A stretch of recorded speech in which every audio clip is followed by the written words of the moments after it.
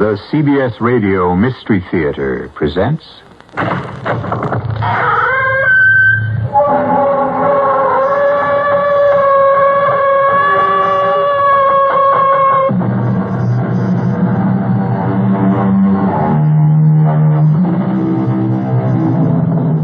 Come in.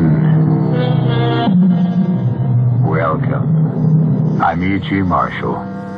I'm here to guide you on an excursion throughout which I believe you'll be very glad to have a guide.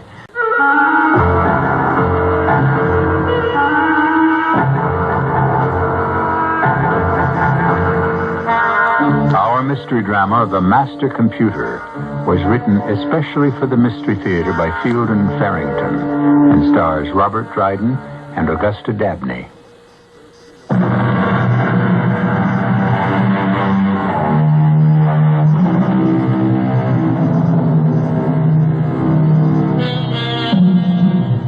Loneliness is a burden we've all borne in one degree or another. It throws us back upon our own personal resources, which, in the ordinary course of things, are sufficient to sustain us. But there's nothing ordinary about the loneliness we're going to deal with here, even though two people share it. This is loneliness, intolerably multiplied. Grace and Harry Clayton are returning from a pleasant summer vacation, but they're exhausted. They've driven in one day from Ophokwood, Maine to Newton, Long Island, the small suburban town in which they live. You know something, Grace? I never realized how beautiful Newton is. Well, I just want to crawl into the house and collapse. Oh, I hope I can make it to the bed. One stop first. I want to pick up the mail at the post office and tell them they can start regular delivery again tomorrow. You better hurry, then. The post office closes at 5:30. I'll make it, I think. Oh, Harry, do you dread going back to work in the morning? No, not really. Vacations have to end sometime. Otherwise, they wouldn't be vacations, would they? Oh, good. Parking right in front of the post office. You wait in the car. I won't be a minute. I think that man's getting ready to lock up. You better hurry. I'll catch him. Now, hold it a minute, will you? Just a couple of seconds. I want to pick up some mail you've been holding for me. It won't take a second. Do you hear what I said? Well, you could answer me at least. Well, I'll be damned. Why do people have to be so damn rude? He looked right through me. You'd think I wasn't even there. Well, I can pick up the mail in the morning. Come on, let's go on home. No, that's not the point. You might at least have had the courtesy to answer me. Oh, I guess he was just doing his job. They do close at 5:30. So, would it kill him to say, sorry, mister, I can't let you in? Oh. Hey, you want to stop somewhere for a bite to eat? You don't feel like cooking this evening, do you? I don't feel like stopping either. We'll open a can of soup.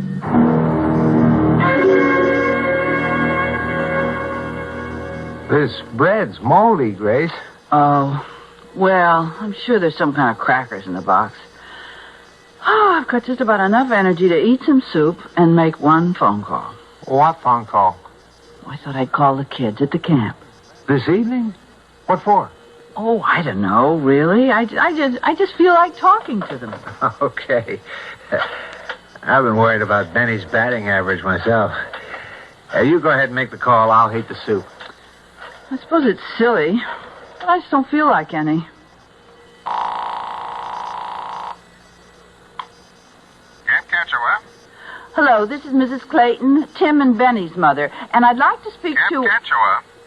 Can't you hear me? I want to speak to either Tim or Hello? Benny. Hello.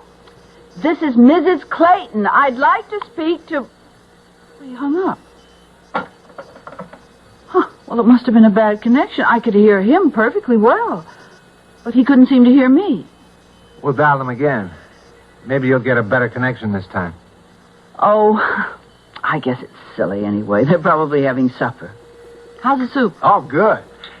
Hey, I think I'll call Pete and Alma Rhodes. What for? Oh, just let them know we're back. No reason. I guess we both got telephonitis tonight. Okay. Oh, let me talk to Alma before you hang up. Oh, this soup isn't really as good as I make, but It's the spot. Hello? Hi, Alma. It's Harry. We're back. Hello? It's Harry, Alma. Can't you hear me? Hello? Oh, I don't know why people... I guess our phone's out of order. Same thing? She couldn't hear you? Yeah. I'll report it to the phone company tomorrow from the office. Oh, what if somebody tries to call us tonight? I'll be very glad the phone's out of order.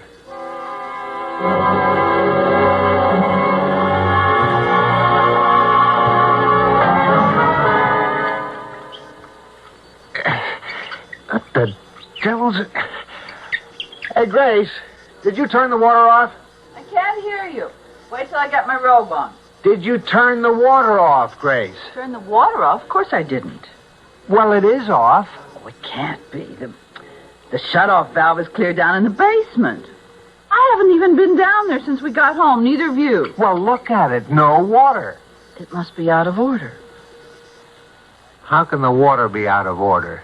Unless there's a broken main somewhere. Well, then there must be a broken main somewhere.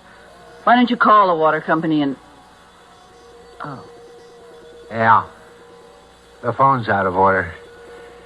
And I'm going to be out of order myself if I don't get some coffee pretty soon. Well, there must be... Oh. Well, there ought to be enough ice cubes in the refrigerator to melt down so we can make a couple of cups of coffee. Hey, you know what? You're a genius. Oh! Harry! Well, now what? Everything's melted. Every single thing in the freezer. Oh, just look at that mess. Oh, for Pete's sake, what next? Oh, that refrigerator isn't even a year old yet, and... Wait a minute. No lights. We've got no electricity. But that's... What's going on here, Harry? I don't know. Well, I don't see how everything could go out of order. I mean, all at the same time. Well, look, I don't have time to check it out. I've got a train to catch. I'll get some coffee later. Well, what am I going to do all day in this house where nothing works? Go down the block and see Alma. She'll give you some coffee, and you can use her phone to call... I'll see who it is. No. You'll miss your train. I'll go. You had a look at your hair this morning? Huh? Oh, okay, you go. I won't be a second. It's probably Alma anyway. I'm coming. Good morning. You're Mr. Clayton, aren't you? Harry Clayton? Yes? My name's Handy. May I come in? Well, what is it? I was just leaving. I understand you've got some trouble here. Yeah, we've got trouble, all right. Are you from the phone people, or the water, or the electricity? They're all out. As a matter of fact... How did you find out? Did somebody report it? It was reported in a way. May I come in? I guess you'd better.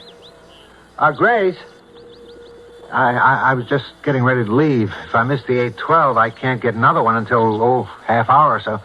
I think it just might be better if you didn't leave. Just yet. Is it Alma? Did you tell her... Oh. Grace, this is Mr. Handy. I'm very happy to know you, Mrs. Clayton. Mr. Handy's from the... where are you from? I came just as soon as I could get here when we heard about the trouble. If you'll just... Oh, are you going to fix things? You know, nothing's working. The water or the telephone and my freezer is just a mess. Wait a minute. You can't be here to fix all three of them. Which company are you from? The fact is, I'm going to ask you both to come with me. We can get this whole thing straightened out in no time at all. Come with you? Well, that doesn't make sense. Oh, it does, really. I suppose it sounds a little strange, but... Come with you where? Good question. It's a matter of computer malfunction. You know how things can get fouled up. You can't really blame the computer, I suppose. It must have been improper programming or... I don't know.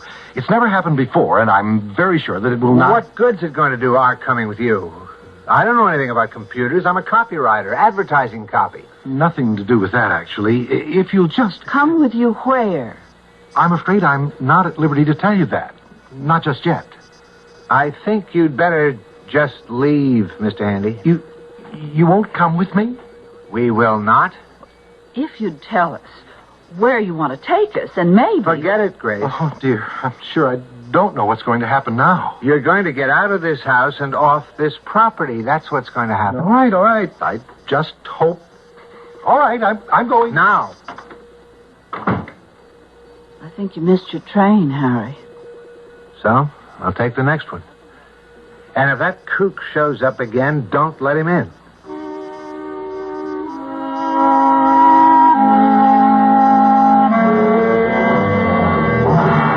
Hi, Archie. Let me have a cup of coffee with you. I haven't even had my first cup this morning, and I'm dying. Did you ever hear of anybody getting a free ride on the Long Island Railroad? You're looking at the man who did it. The conductor walked right past me. Had the ticket out there ready for him to punch, and he walked right past me. Hey, how about that coffee? If I don't get it soon, Archie,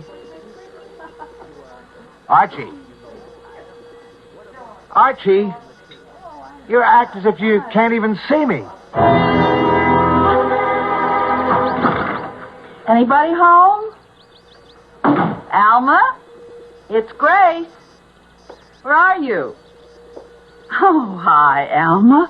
You know, we tried to call you last night, but our phone seems to be out of order. Now, I could have sworn I heard that screen door slam. Hey! Oh, it's me. I slammed the door. Oh, those rotten kids. I swear, one of these days... Alma, come on. Don't play games. Are you sore at me or something? What's the matter with you, Alma? Rhodes Hardware. Pete, it's me. I'm sorry to bother you at the store. Oh, that's okay. No business yet. What's up? Well, it's those neighbor kids again. Oh, boy. What have they been up to now? Well, they slammed the kitchen door. It must have been the kids. Alma, it was me. I slammed the door. I don't want to scare you, but are you sure there's nobody in the house, honey? Oh, there couldn't be. I came right out to the kitchen, and there's nobody here. Alma, what are you trying to do to me? Okay. I'll speak to their parents again this evening. Any sign of Grace and Harry yet? Oh, no. And I'm getting kind of worried. I know they wanted to get home yesterday. Harry was supposed to go back to work this morning. Alma, listen to me, Alma. Maybe they decided to take an extra few days or something. I wouldn't worry. You lock the doors now, you hear? Yes, I will. Bye. Alma, please. Oh, I wish I knew what happened to Grace and Harry. Alma, I'm here. I'm here in the kitchen with you. Well, I guess they can take care of themselves.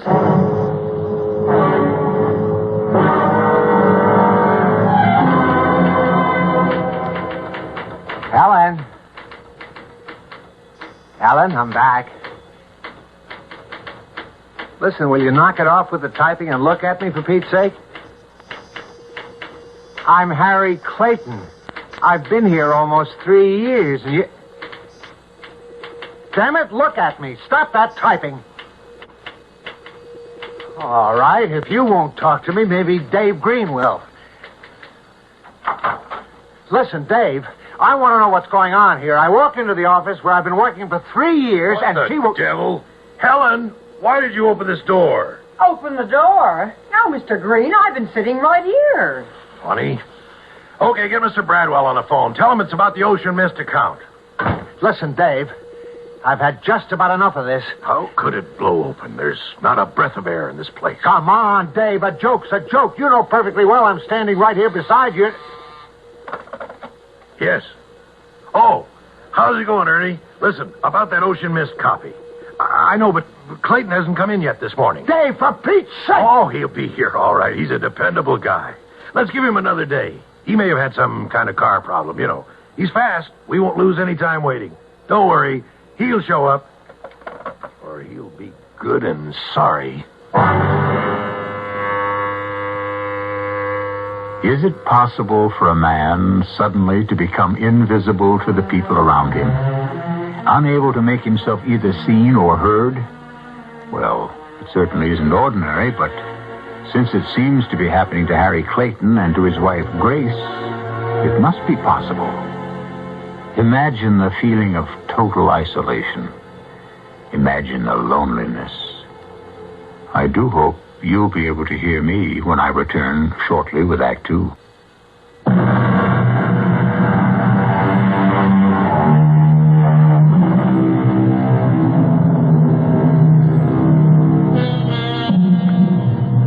Something has gone terribly wrong in the usually quiet lives of Grace and Harry Clayton. They find, first of all, that their telephone, water, and electric services have been cut off. And then, worse still, far, far worse, they find that they themselves have been cut off. Cut off completely from the comfort and warmth of human interchange. Other people, friends and strangers alike, are unable either to see or hear them. Grace, honey, what are you doing sitting out here on the curb? Grace, what is it? What's happened? Al's mad at me. She won't speak to me.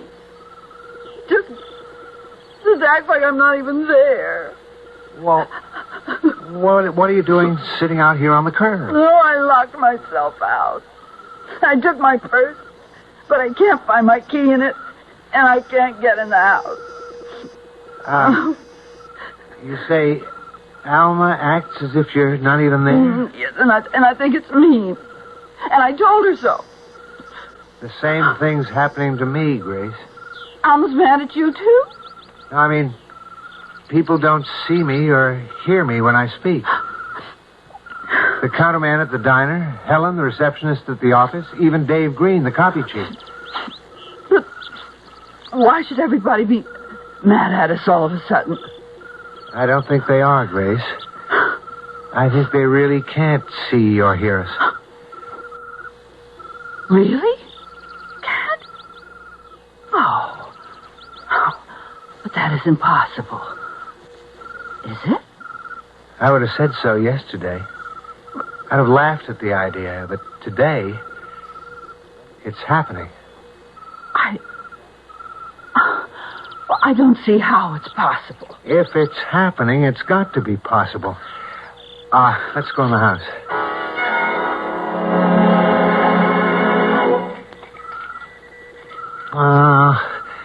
I haven't got them.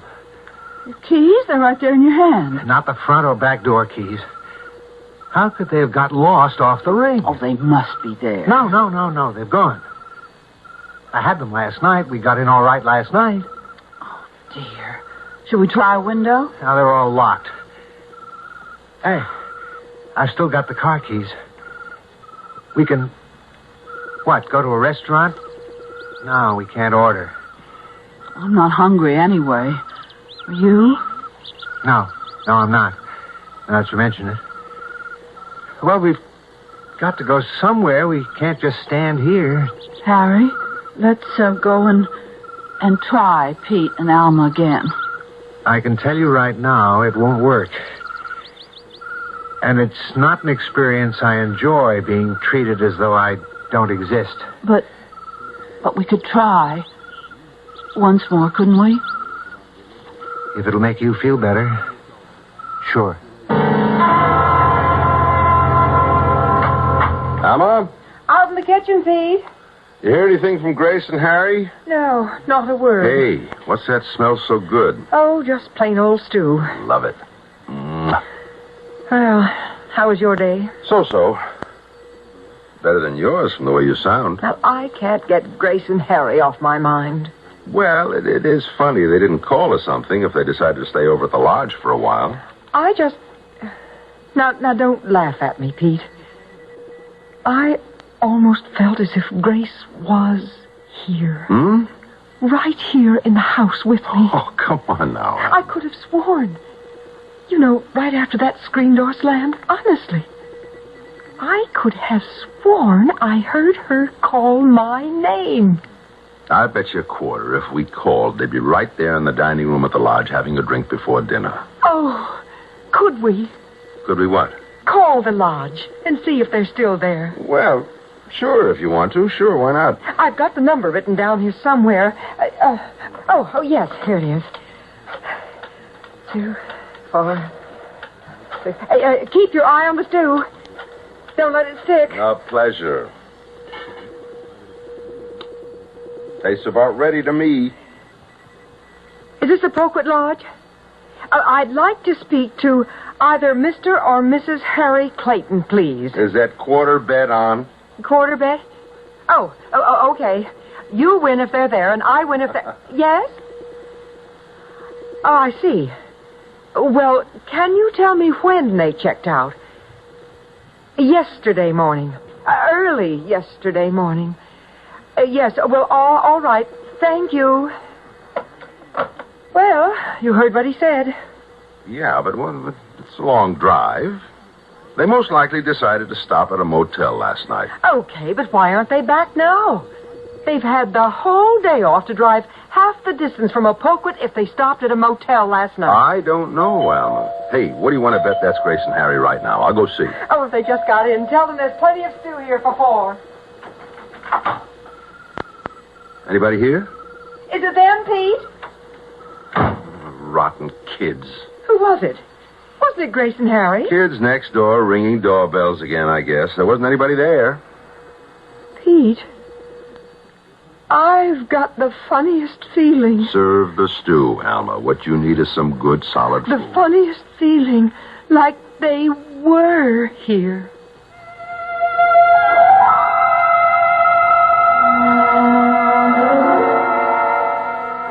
There must be something we could have done, Harry. Something to make Pete realize that it was us ringing the doorbell. I don't know what. It's the most frustrating thing that ever... Come on, get in the car, Grace. I don't know what's happened to us, but I do know that things don't go the way you expect them to anymore. I'm scared, Harry. Scared. So am I. Ah, the car goes. That's something, anyway. Harry, Yes? can we drive up to Camp Catchawa, see the boys? You sure you want to? Oh, yes. What if they can't see us or hear us, like everybody else? What if they don't even know we're there? But surely the boys. After all, we can see each other. Yes, but we don't know why. All right, we can try it, I guess. We've only got about a half tank full of gas, though. Well, there'll be plenty of gas stations along the way. So? For one thing, I don't have much money, $6 or $7. And I don't know any way to get any more. And if I had $1,000 in my pocket, how would I go about getting a gas station attendant who doesn't even know I'm there to put gas in the car?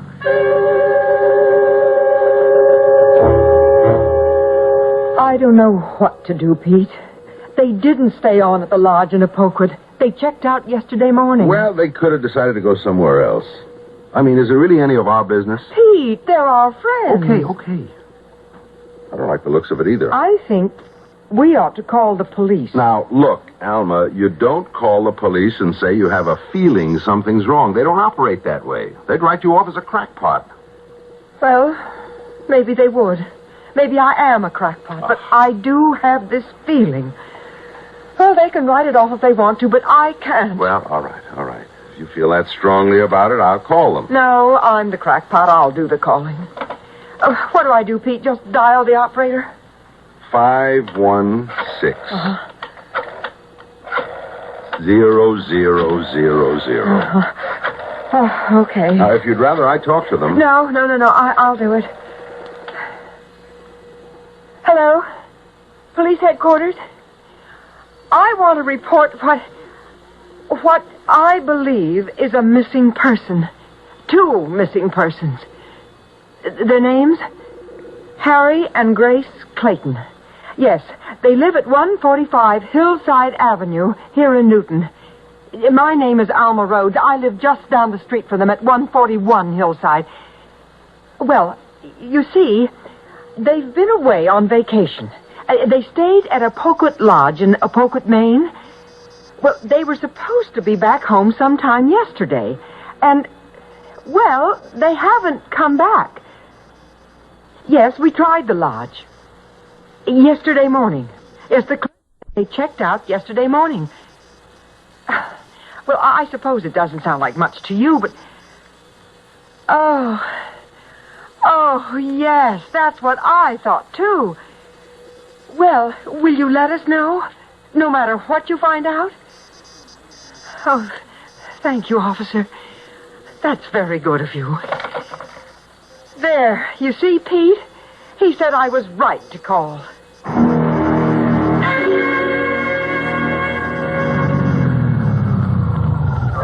don't think this station's open, Harry. Well, we're running pretty low on gas. Maybe they don't lock their pumps. Isn't there a light in that window around there on the side? Huh? Oh, yeah, looks like it, uh-huh. Okay, I'll go around, and if there's somebody there, I'll offer to buy $6 worth of gas. And if there isn't anybody, or if he doesn't hear me, I'll just help myself. Well, I don't know whether to come with you or wait here. Wait here. I won't be long. Hello there. I'd like to buy some gasoline. $6 worth of gas if you're open for business. If you don't sell me $6 worth, I'm going to steal a whole tank full. Okay, if that's the way you want it. Did you talk to him? Yeah, sure I talked to him. He didn't answer me, of course, but I talked to him. He may have been asleep. He was leaning back in a swivel chair with his eyes shut. Well, didn't you shake him or anything? No, I didn't want to touch him. Wait a minute. Let me see if I can make this pump work. Ah, it works. Turns itself off when it's full. Harry, Yes? why didn't you want to touch him? I don't know. I've been thinking about that. I haven't felt like touching anybody all day. On the train earlier, I kept dodging and ducking so I wouldn't touch the other passengers. Why? Well, I guess I don't really know. Maybe I was afraid that they wouldn't feel it if I touched them. But you picked up the pump hose and put it in the tank. I mean, if you could do that. Yeah, I know. Let's go, Harry. As soon as the tank's full. See, the gas hose is a thing. I'm afraid to touch people. I'm afraid to.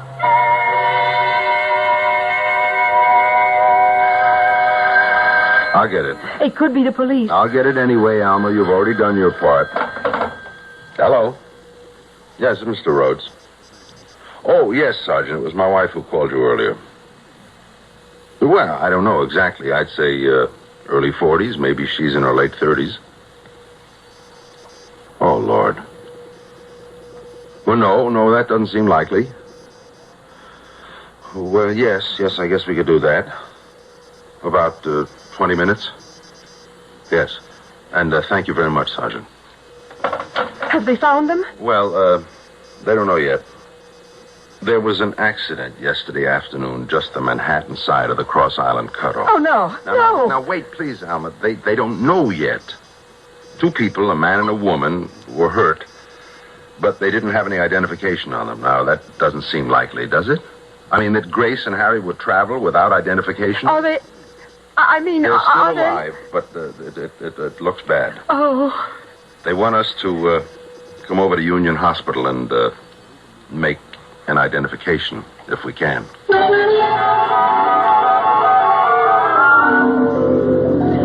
Harry, are you sure you made the right turn back there? I've driven this road 100 times. Harry? Huh? You remember that man who came to see us this morning? What was his name? Handy. Mr. Handy. Yes. I wish we'd gone with him. Wherever it was he wanted us to go. Maybe. Didn't seem like a very good idea at the time, though. But at least he could see us and hear us. Yeah, you're right. Come to think of it, he's the only one who's been able to all day. Harry, Yes? do you want to know what I think has happened to us? All right. I think we're dead. The most perplexing mystery of all, death. Philosophers have devoted lifetimes to puzzling over it, and the best they've come up with is pure surmise. It is, to be sure, the cessation of life as we know it, but few of us can believe that it represents the absolute end. there must be a continuation. And in the nature of this continuation lies the mystery. Are we nearing a solution? Well, one solution perhaps. We'll see when I return shortly with Act 3.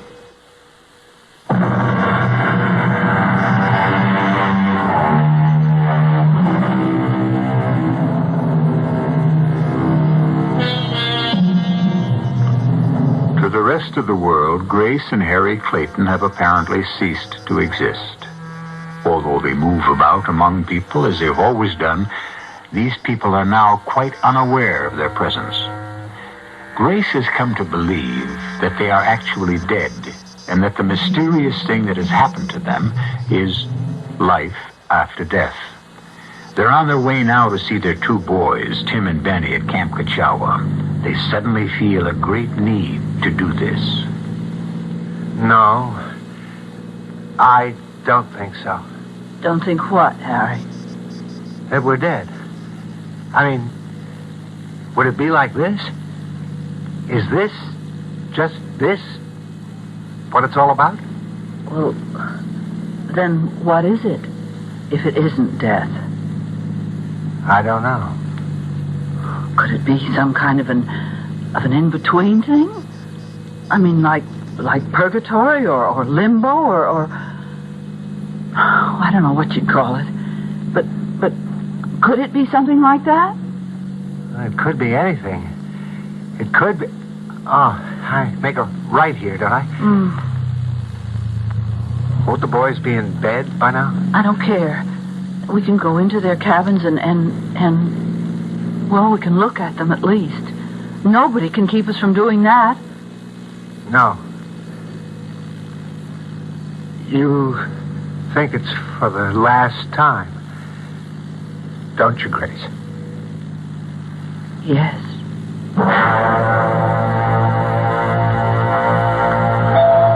You stay here in the waiting room, Alma.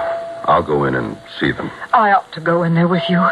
If I weren't... What would be the point? In case it should be Harry and Grace, it wouldn't help matters for both of us to have to see them.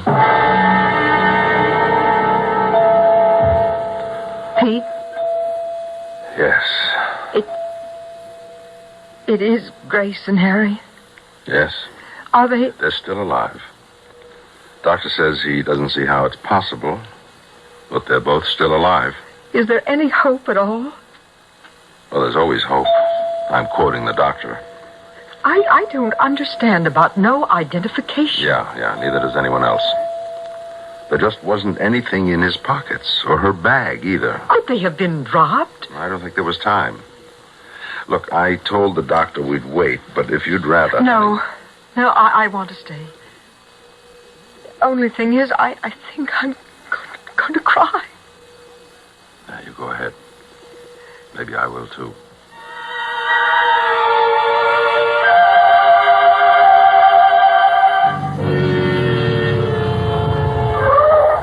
What's this? The office? Why are you stopping at the office? Well, maybe the counselor will talk to us.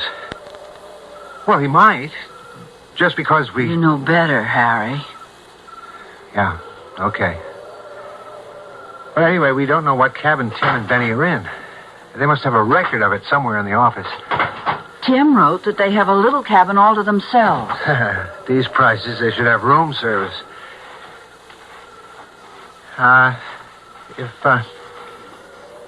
If you're right, what about the boys? I don't know.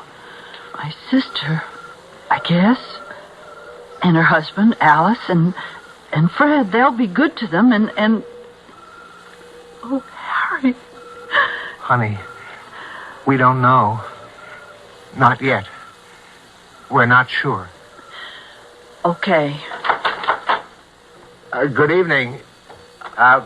We're Mr. and Mrs. Clayton, Tim and Benny's parents, Yes, and... is Clara there? Yeah, this is John Finch. I'm sorry to bother you while you're on the phone, He but... doesn't hear you, Harry. Hey, Clara, how's it going? Yeah, I'm stuck here tonight, just waiting for the phone to ring or whatever. If you could just take a second or two and tell us which cabin Tim and Benny Clayton We'll are have in, to find it for ourselves, Harry. He doesn't know we're here. Right. Let's check this filing So cabinet. as long as I got this place to my... What the devil? Hey, just hang on a minute, Clara. Health charts, these look like. Who did that? Now, wait a minute. Who's in here? This could be it. Yes, Arnold, Barlow. Yes, here it is. Clayton, Timothy, and Benjamin. Ah. Cabin number 7. Wait a minute. Put that folder back in there. Oh, Lord. Let's go, Grace. Clara? Hey, Clara, something screwy's going on here.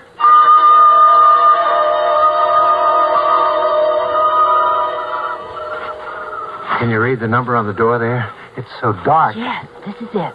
Number 7. Are you going to try to talk to them, Harry? We'll see. There must be a light switch somewhere. Oh, here. Oh, they look like angels when they're asleep. All kids do. You don't have to whisper. Oh. Habit, I guess. You want to try to wake them up? No, I think I'd rather not. Look at that tan on Benny. Oh, he's been living in the sun. Yeah, I think it's bleached his hair some, too. Oh, Tim's got a big scrape place right on the end of his nose. Oh, Harry. I think we'd better get out of here, Grace. Not just yet, please. It might be the last. Can't we stay for just a little while? All right. We'll have to go eventually. Benny's been biting his nails again.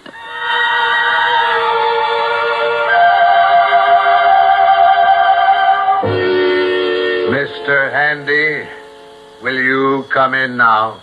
Yes, sir.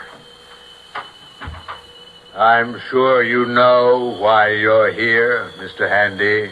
The Clayton situation, of course. I'd just like to point out, though, that if the computer hadn't malfunctioned... We managed for a good many hundreds of years before we had the computer, you know. Yes, sir. The situation as it stands is quite intolerable. We've lost them. Lost them? They wandered away. Drove their car, I believe. And the computer, even now in good working order, hasn't been able to locate them. Oh, dear. Yes. You made contact this morning and then let them get away. Isn't that true? They wouldn't come with me, sir. They absolutely refused. Well, it's still your assignment. My assignment? Go and find them, Mr. Handy. Go and find Grace and Harry Clayton. But if the computer can't find... Then you must.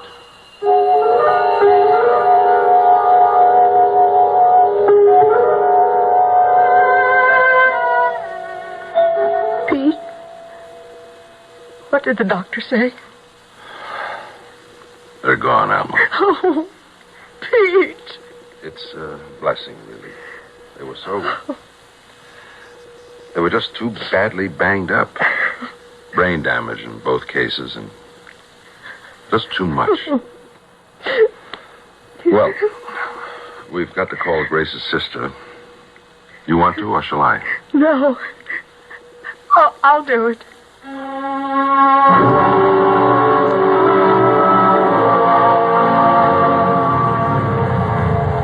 Now what?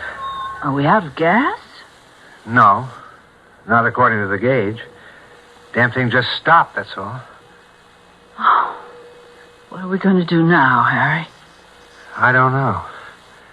Just sit here, I guess. Or get out and walk in the fog. I don't think it matters much.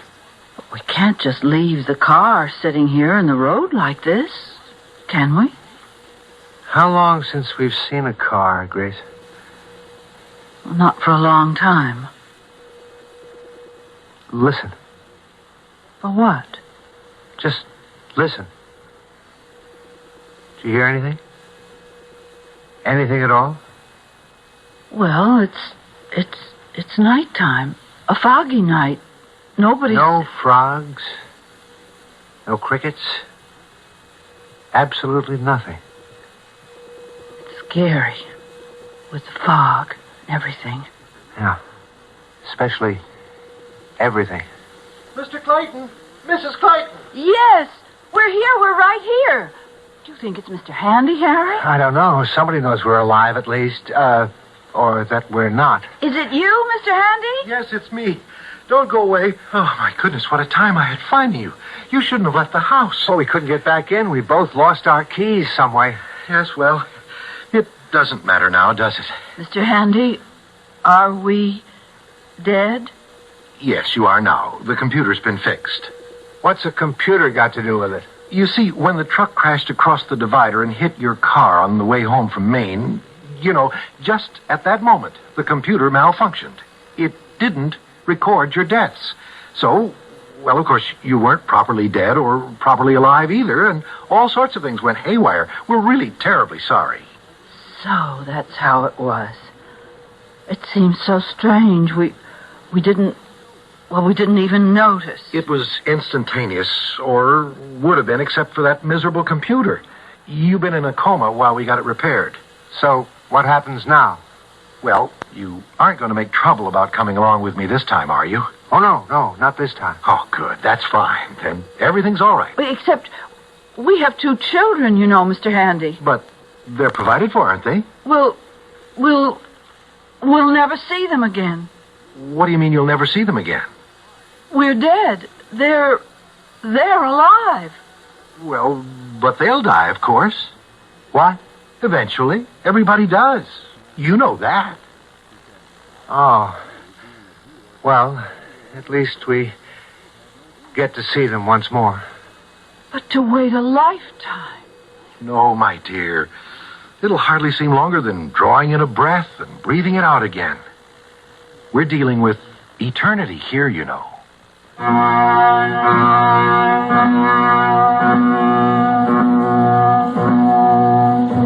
Well, perhaps that's the way it happens. Perhaps it isn't. All we can do is pass the story along to you as it came to us. Each of us, whether he is aware of it or not, has his own thoughts upon death and what follows it, based on what he has witnessed, what he feels in his heart, and maybe on what he has heard on Mystery Theater. I'll be back shortly.